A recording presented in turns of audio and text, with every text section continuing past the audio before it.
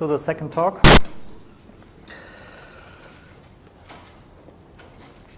My name is Matthias Rupp from the Harbor, as Angela said, and I'll talk a bit about machine learning, in particular, again, kernel-based machine learning for quantum physics. My talk has essentially 4 parts. I'll start with an introduction, the motivation why I'll present the following. Then I'll talk about the mentioned kernel trick, about kernel-based machine learning. Then a bit more about how to build these models practically, how to choose free parameters, for example, how to validate your model. And then I'll give one or more examples of predicting properties of materials and molecules. And in the afternoon, we will have a hands-on session where you can try and build these models yourself.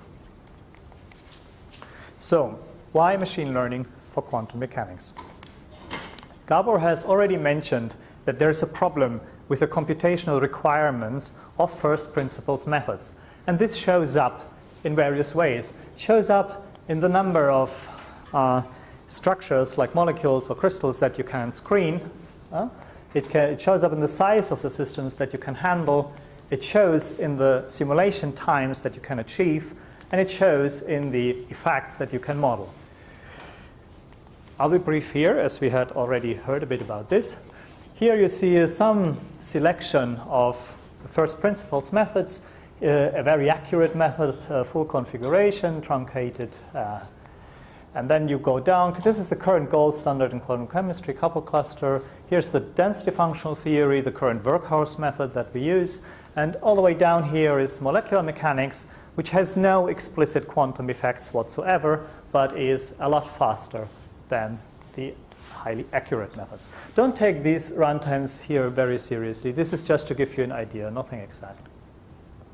Now, I would like to point out one thing. If you use DFT, which has, let's say, cubic runtime in your implementation, then if you double your system size, then you have 2 to the 3, so almost an order of magnitude increase in compute time.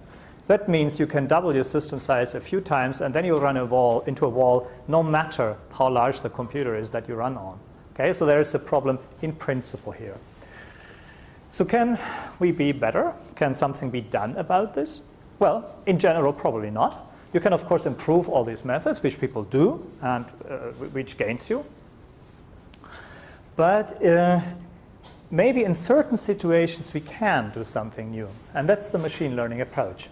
So in high throughput settings, when you want to do a lot of DFT calculations, maybe you want to screen a large database, run a long simulation, compute a very large system, then machine learning can help you to get more out of the compute time that you have. So that's the approach that I'll talk about in the next hour. This is the basic idea. So imagine, let's take the screening example. That's easiest. Let's say you have a large database, a few million molecules. You want to compute the energy of these molecules, but you cannot afford that with a method of your choice. So in this sketch here, the x-axis is some abstract notion of a structure of molecules or materials, a high dimensional, but here only 1D. This is a property like the energy that you want to compute, can be several properties also. And then let's say your database are all the points on this line, and you want to compute the black line here, which would be the reference method, for example, DFT. But you cannot afford that. So what you do is you compute some of these points. These are the reference or training data. And then you use machine learning, the blue dashed line, to interpolate between these points. And that's the idea of this approach. So the question is, of course, to be useful, like Gabor showed, you need to make a very accurate interpolation here. Just one remark, if you have a few points and you connect them, there's no unique solution to this, right? And the functions between these points can do anything. So you have to make an additional assumption. There's no way around that. And we are making, with the type of machine learning models that we use, we are making a smoothness assumption. So we are, in some sense, we are finding the smoothest function through these points. And this turns out goes relatively well with the physics because these potential energy surfaces are usually smooth. Let me not dwell very long on this slide, but just mention that this approach, fitting a machine learning model to ab initio reference calculations for a fast surrogate model, works differently than the usual, for example, force fields that you use, in the sense that you'll have to fit it again if you look at a new problem, but you can always do that, and the fitting is in principle automatizable, so you don't have to spend a lot of time on the fitting of the model to your data. Speed-wise, we are not as fast as a force field. That's very hard to beat, but we are close. Like, think about order of maybe microseconds per prediction, and so we are a lot faster than the underlying reference methods. Well, let's not dwell too long here. So, so what is machine learning? We have seen one example, right? Kernel-based machine learning. In general, it's not so clear what the good definition is. This is the one many people, including me, like. Machine learning is about algorithms whose performance, in some sense, improves the more data they have. And that simply captures this learning from experience metaphor. This is essentially about identifying regularity in data. Either for analysis of the data, think about dimensionality reduction, you have maybe data from a dynamic simulation, you project that down to a few collective variables, and hopefully they will tell you something interesting about your system. Or for prediction, that's what I will talk about today, like estimating the energy of compounds. At the heart, this is the way at least that I use it is always about interpolation in high dimensional spaces, and I think that's a proper way to think about these methods. There are a lot of different problem formulations in machine learning that people try to address. For example, in the same notation that Gabor used almost, X are your inputs, that could be molecules or crystals, and you have n of them, that's your training data, and you have if you have nothing else, you can already look for structure in this data. That's the mentioned dimensionality reduction. But if you have labels attached to your data, for example, the energy, then you can do more. You can do regression. So if your labels are just categorical, like yes, no, conducting, not conducting, then this is classification.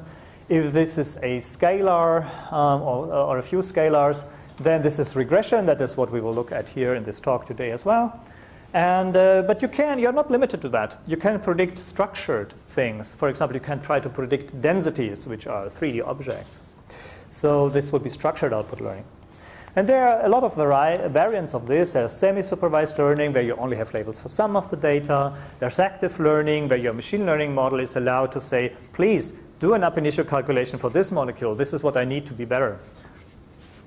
But we'll focus here on regression.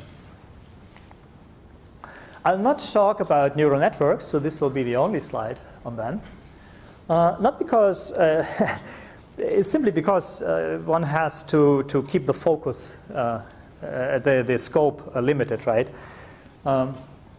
So neural networks are essentially, in one slide, are essentially a collection of simple functions as building blocks. So each of these nodes here is an activation function, like a sigmoidal function, for example. And you have weights, these are the connecting lines here, and then you just sum them up. So by take, like Lego, like building blocks, you take simple functions, you put them together, you get a complicated function. And you can show that if you take enough of them, you can essentially try to approximate an arbitrary function, any function. And in particular, deep neural networks, where you have several of these layers, have become very popular at the moment. Why not use neural networks? Well, you should, if it's the right tool for what you want to do. For example, if you have a lot of data, big data, let's say several million training examples, then maybe a neural network is a good choice. Because for the kernel-based learning that Gabor already showed a bit about, and I will show him a bit more, you have to invert a matrix, the size of which is number of training data, so that becomes a problem if you have a million of them or more. So it's still possible, but you have to go to greater effort to make it possible. Whereas for the neural network, they are built in a way that the training can do that. So it's a good tool, perhaps, if you have that much data. But that's not, for example, what I want to do. I don't want to do big data. I want to do small data. Why? Well, because I want to use these models to save computational time. And each training point is an expensive calculation. Could be a DFT calculation, could be a long simulation that takes maybe a month to finish. You don't want many of these. Okay? So I want to get away with as few training data as possible. And then kernel methods might be a more appropriate choice because you place the basis functions directly on your training data. You get the most out of them in some sense. Okay? So it's not that one or the other approach is better. It's just you need to use the right tool for the right job. And with that, let's get to the next part about kernel-based machine learning. Gabriel has already mentioned this, the kernel trick. Let's have a look at it in a bit more detail. So let's start with an example. This is an example of a classification problem. Your inputs x are just one number, one axis here, 1D, and finding and linearly classifying means you find an object of dimension 1 less than, that means 0-dimensional, so a point. So find a point on this line which separates the orange and the blue classes. This is obviously not possible. Why? Because it's a nonlinear problem. And most of the problems that we're dealing with are interested in are nonlinear problems. So what to do about it?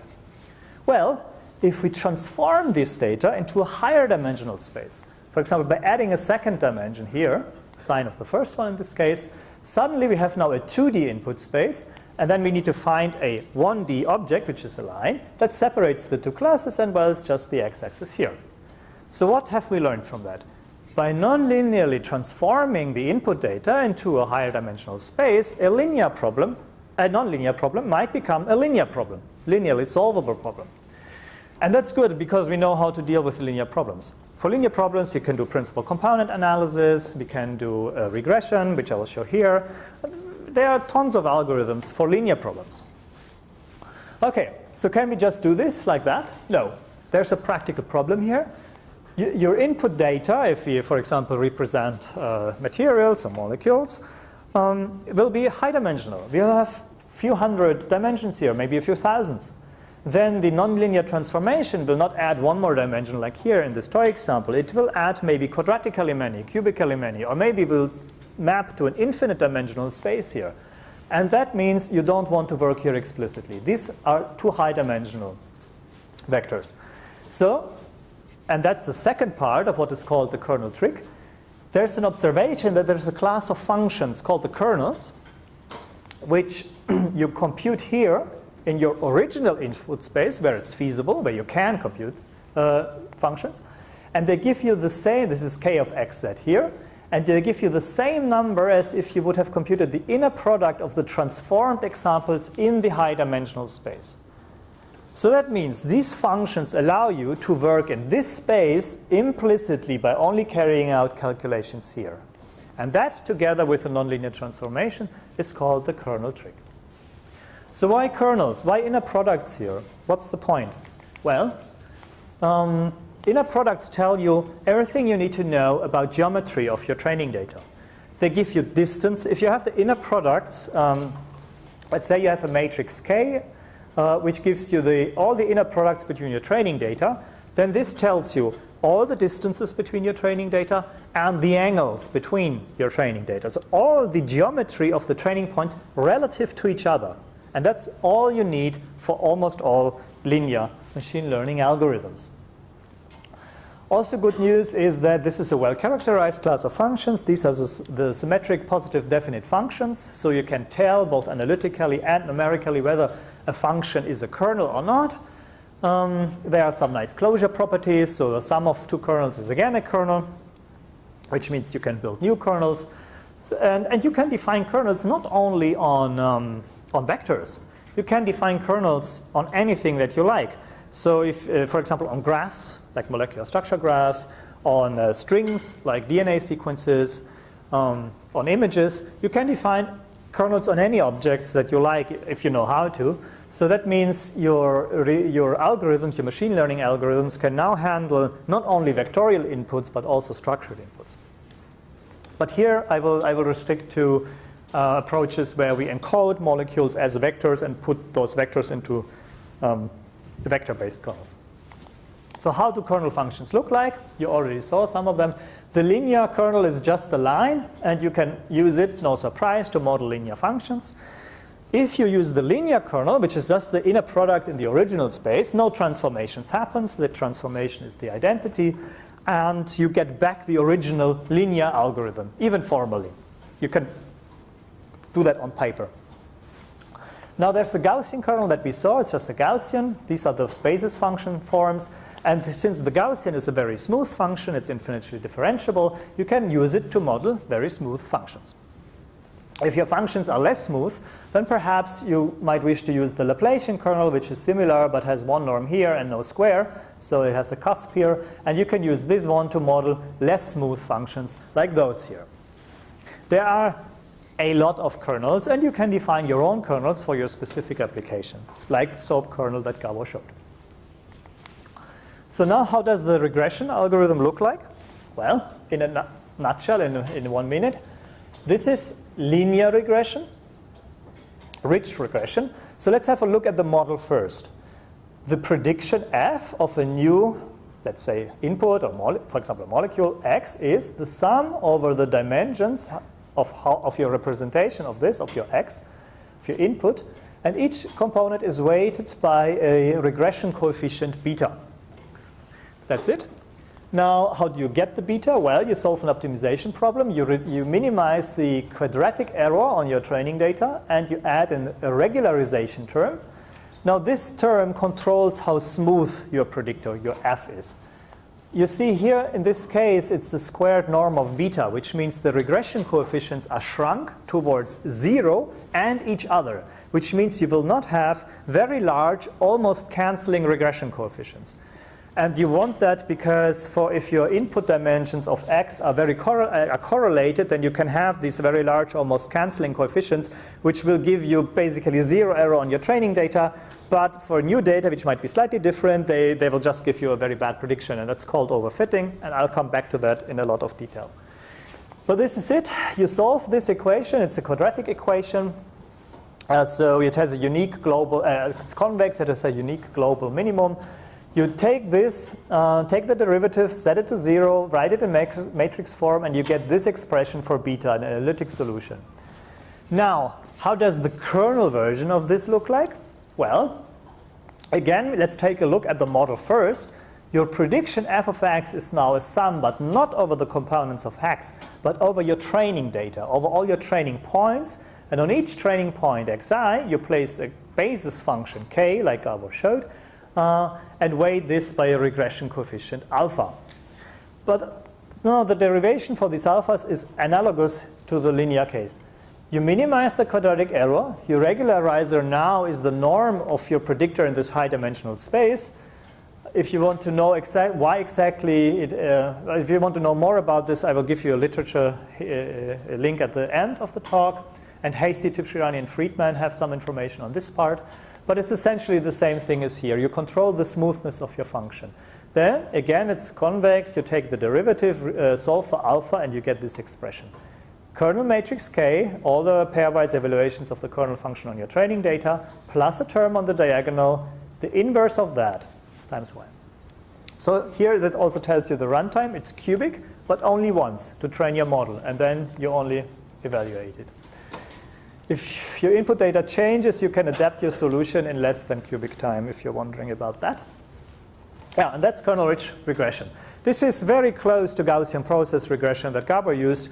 This is the frequentist version, and Gaussian process regression is the Bayesian version. If you don't know what that means, don't worry. It's something that a fraction of mathematicians cares about, and other people maybe sometimes care less about that. It's very analogous, and the predictions are identical in this case. So this example also, Gabor has already shown, right? So I'll be brief here. Again, it just shows that you have training points, an x and a corresponding y. You place, in this case, a Gaussian basis function on each of them, sum them up, and get your predictor, which is close to the function that you learned. Now, let's have a brief excursion here. Why this form? Why sum over the training data? Where does that come from?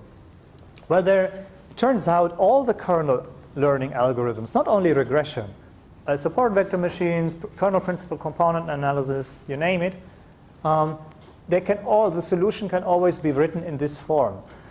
Formally, because there's a family of theorems called representer theorems, which tell you that if you minimize a function like this, a loss function like the quadratic loss and the regularizer, then you always have a solution of this form. The intuition behind this is, although your high-dimensional feature space might even be infinite dimensional, you only have n training points there. And n points will always span only a finite subspace, and the solution will live in this subspace. And that's essentially why this is possible. I also would like to be brief here. This is maybe a very quick example of how you can do something implicitly in a high-dimensional space. So this is centering. If you want to center your input data x in your original space, well, just subtract the mean. That's easy. But how do you center in kernel feature space when you have no explicit access? Well, you have a given kernel k, and the centered kernel k tilde here, well, it's the inner product of the transform phi of x and phi of z, but you subtract the mean in this high-dimensional feature space, so that's 1 over n sum of phi of xi, and here for z. That should, yeah, that's right. And then you can rearrange this term. For example, you can pull out these different parts of the inner product, right? It's these two inner products, phi of x and this, and then minus 1 over n sum inner product of phi of xi and this. And so you can pull this apart, rearrange it, and if you write in matrix notation, at the end you arrive at an expression like this. So the centered kernel matrix, so the kernel matrix for the centered kernel, is just this transformation of your original kernel.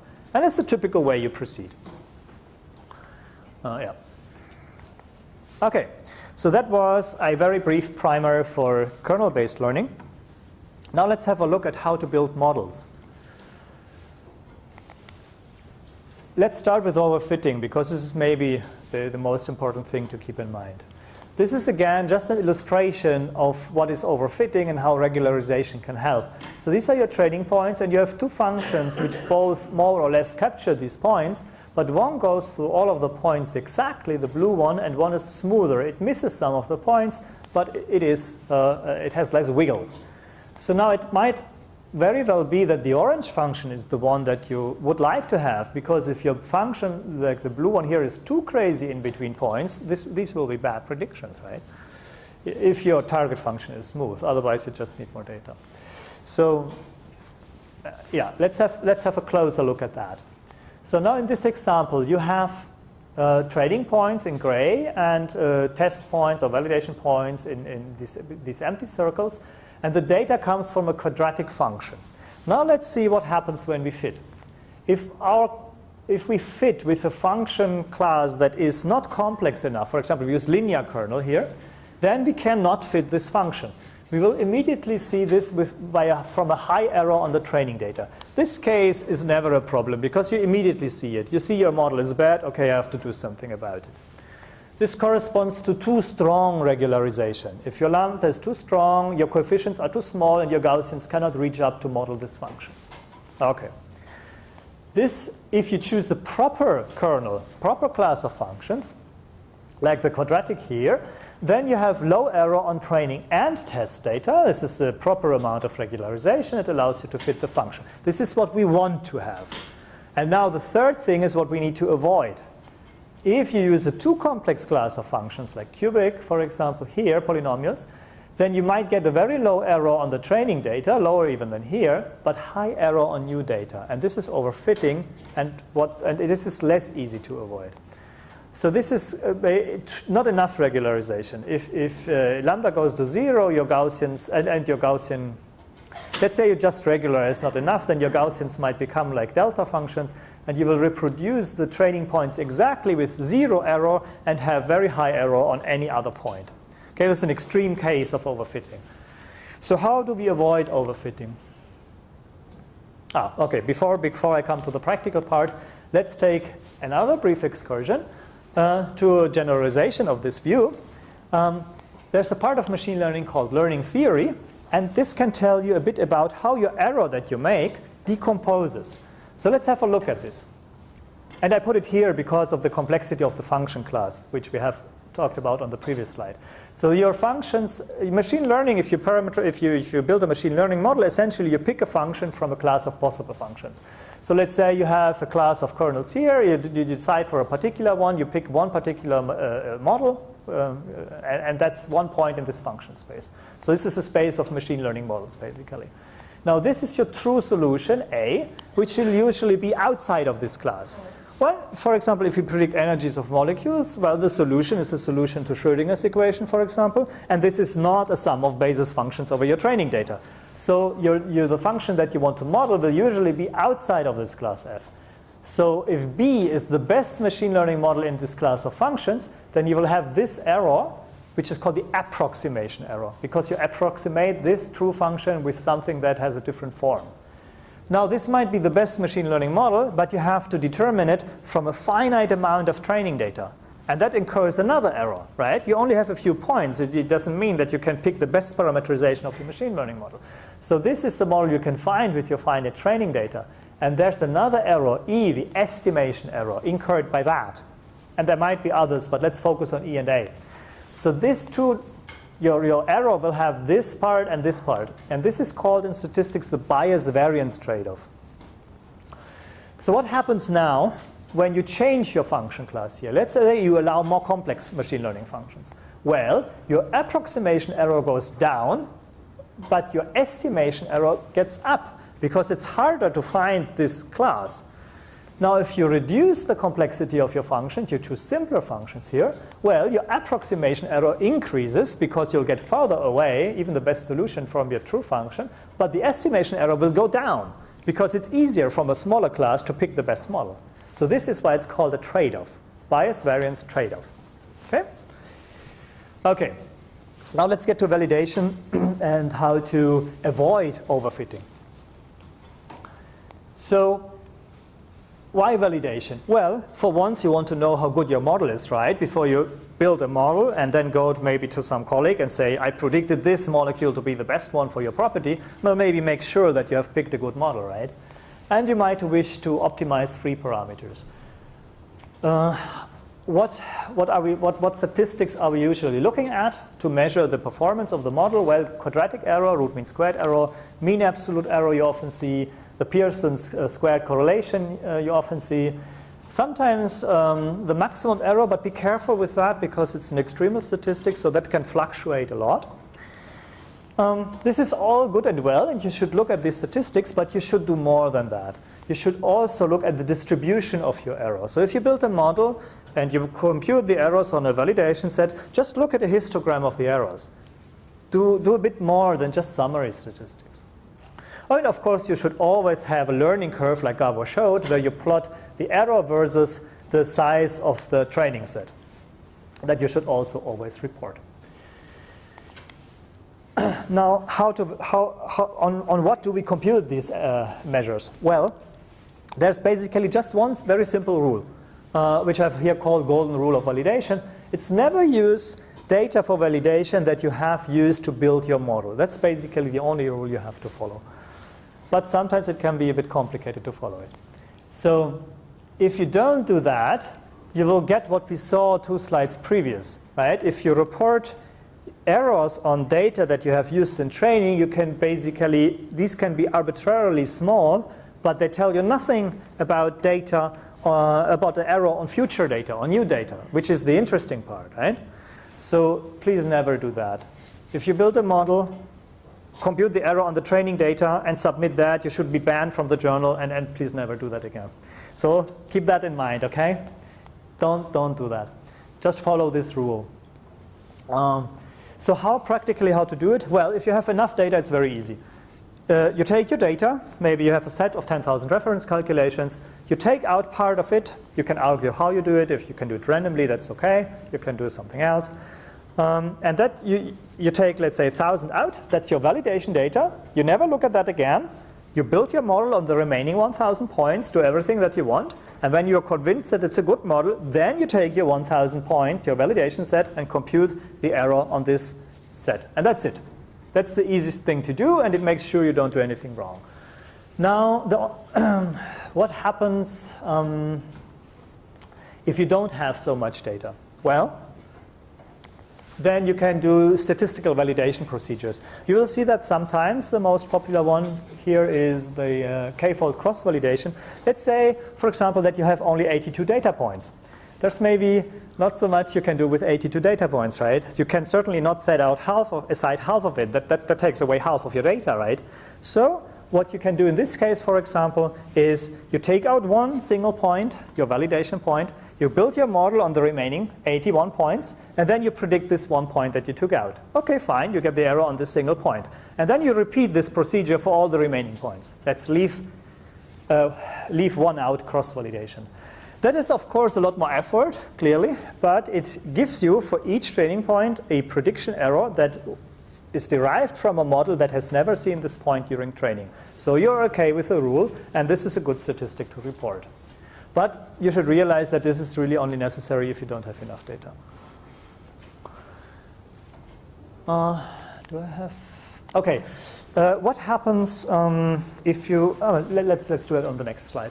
So if your model will usually have 3 parameters. So for example, the length scale of your Gaussian kernel is a free parameter or hyperparameter. The regularization strength is another free parameter. You might have a lot more free parameters. So one way is to set them based on physics. This is what Gabor has shown, so I'll not go into that. If you have a good, or maybe let's do one example. If you remember for example, the error was clear, I think, from Gabor's talk. Let's say you have the Gaussian kernel, and you say, okay, I don't want to optimize it, I just want to set it to some meaningful value. What do? Well, if you remember the formula, it's exponential of minus, and then distance between your input space points divided by this length scale, essentially. Well, numerator and denominator have to be roughly on the same scale, otherwise you will get only zeros or ones, which is not meaningful. So you set them to be roughly equal, and then you compute all these distances between your input points, and you say, okay, now I know that my length scale has to be roughly on this order, and just set it to that value. That's a heuristic. That's just a heuristic, but it basically says my input space has this scale, so I'll approximately set the value. This will, of course, not give you the best performance, but if you do it right, it will give you quite reasonable performance without having to optimize a lot. The alternative is to optimize the 3 parameters. There are various ways how you can do it. You can compute, for example, the log likelihood of your model, and then you get a non-convex optimization problem you have to solve. If you have just a few 3 parameters, like maybe 2 here, length scale and regularization strength, then you can do it with a grid search, for example. So, and I bring that up here in the context of validation to give you an example of where you need to do a bit more than just setting out a validation set in the beginning. So let's have a look at this. You take some possible values for the length scale, maybe on a logarithmic grid, and for the lambda as well. And then for each combination, you want to estimate how good your model is and then choose the best combination. So how do you do that if you also want to know how good your model is in general? Well, you start, let's say, with these 10,000 training points you have. You set aside 1,000 randomly sampled ones for validation later. You're left with 9,000. Now, to optimize the 3 parameters, again, you split these 9,000, so kind of an inner training and validation set, if you want. Let's say into 8,000 and 1,000.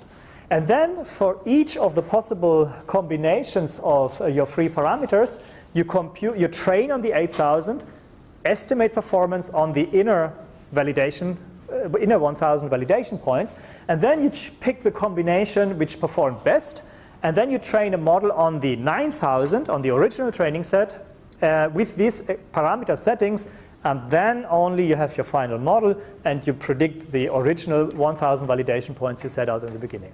That way you make sure that the performance you report was measured only on points that the model did never see during training.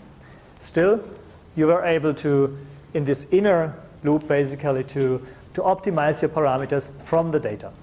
Of course, that will only work if you don't have the grid search only works if you have a few 3 parameters. If you have more, then you can still do something like this, but you have to be a bit more clever. For example, you could start with the heuristic from the previous slide and then do something like a discrete gradient descent, for example. Then you don't have to compute on all the grid, but you focus on the area where the performance is good. That way you can handle I didn't try how far this goes, but a few, let's say half a dozen parameters was no problem. I guess a few more are good as well. And if you put work into this, you can maybe, I think, get away with a lot more free parameters.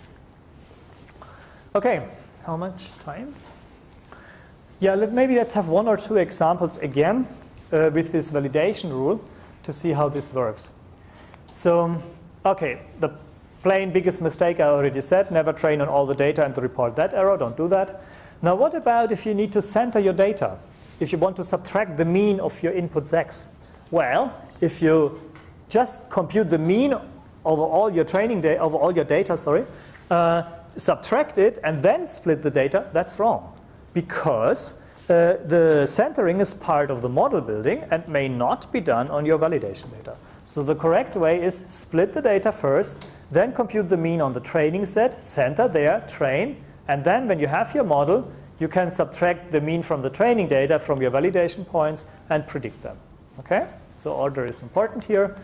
And this is basically the same thing as on the previous slide. If you do an inner validation to optimize your free parameters, you need always to be careful with the splitting. Set aside your validation set, never touch it, do whatever you want on the training data, another round of splitting if you want, or another one, but then only in the end predict the validation set.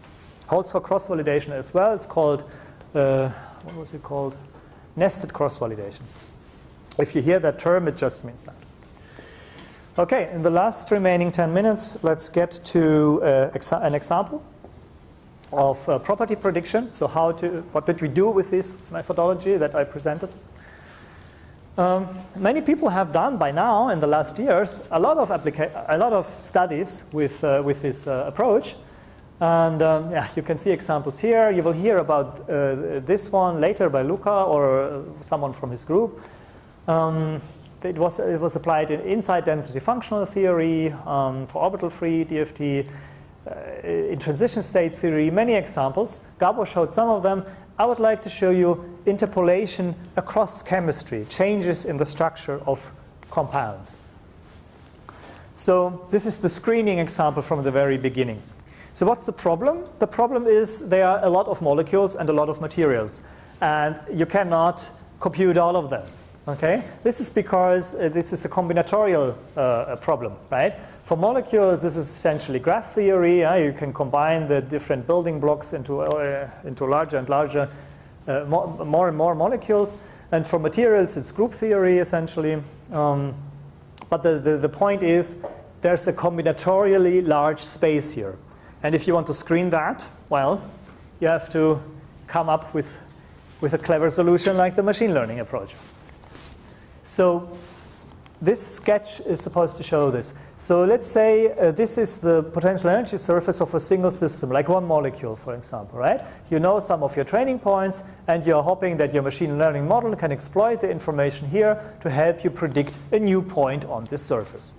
And now what we are doing when we are predicting across different molecules, different materials, is saying, okay, we have other potential surfaces, and we are hoping that the information we learned on this surface will also help us in predicting the energy for this different surface. Maybe we need 1 or 2 points here, but yeah.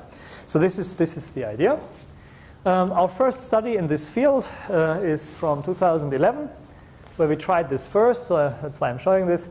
We had 7,000 small, tiny organic molecules.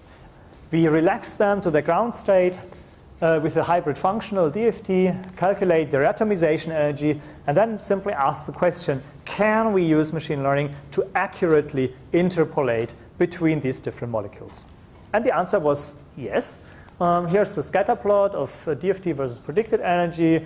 We got an error of about 10 kcal per mole, which at the time was good, but of course now is far from the state of the art.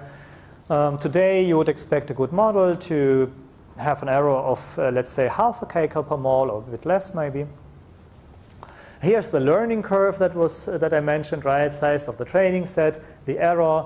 Here's the mean absolute error and the root mean squared error. And the dashed and dotted lines are what the learning theory from one of the previous slides tells us how the error should decay from theory asymptotically, and you see that it quite nicely does so.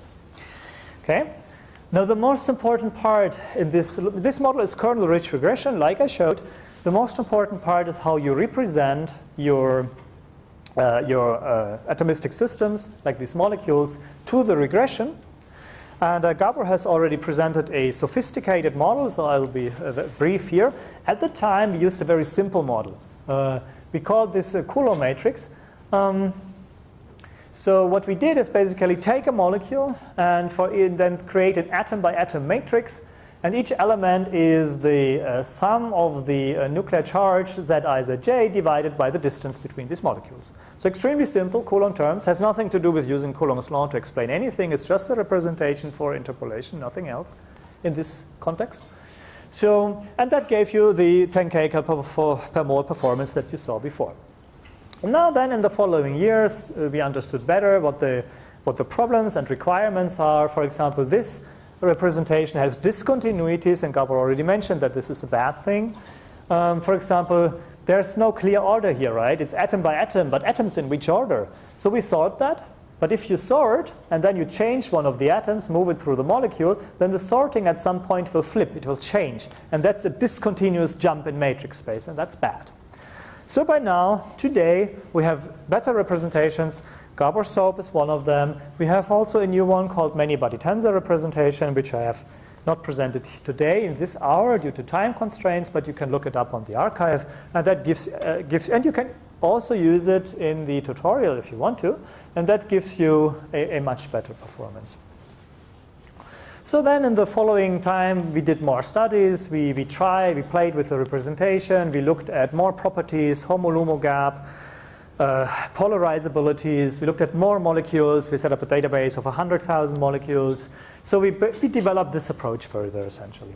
We also looked at some neural networks, of course. We tried different variants. So this is more in the spirit of what Gabor showed. So far in the previous examples, we had encoded the whole molecule or the whole material in as a matrix or a tensor. But if your system gets too large, that might be a bad idea. Because imagine a very large chain of atoms that can do so many things, and it might be hard to learn that. So you would like, in some cases, to exploit locality. And this is this finite cutoff idea. So you take, instead of representing the whole molecule, you take an atom, a finite environment around it, and predict an atomic contribution to the energy. This gives you, on the one hand, scalability. So you can do arbitrarily large systems, basically, with that. Because you ever only train on small environments, and your prediction is, let's say, constant time, if the training set size is a constant, and then you just have linear prediction time for the molecule. But on the other hand, it costs you, because the energy is not a function of additive atomic contributions. So you cannot model all systems using this approach. So it's a trade-off again, and you have to choose the right approach for the right problem. So let me summarize what I've shown. I've shown you, I've said that machine learning is an approach to find regularity in data that is used mostly either to analyze the data or to predict new data. And these algorithms from this field have in common that they improve the more data you have. Then I showed you the kernel trick, so how kernel-based machine learning works. It had two parts, the implicit, the transformation to a high-dimensional space, and then implicitly working there using the kernel functions. Showed you kernel-rich regression as an example. Then when you build your models, always remember, be careful when you validate them. Only report error on data that was never used during training. And finally, I showed you an example of what to do with that, the interpolation of energies of organic molecules. And then I would like to point you to this. We will have a hands-on session in the afternoon, which is essentially based on this publication here, which you can download. Here you will get a bit more detailed explanation of what I covered today in this hour and a bit more. So you can read more here if you want to. And you can find, if you want to play around more, you can find data sets here. And with that, I would like to thank you for your attention.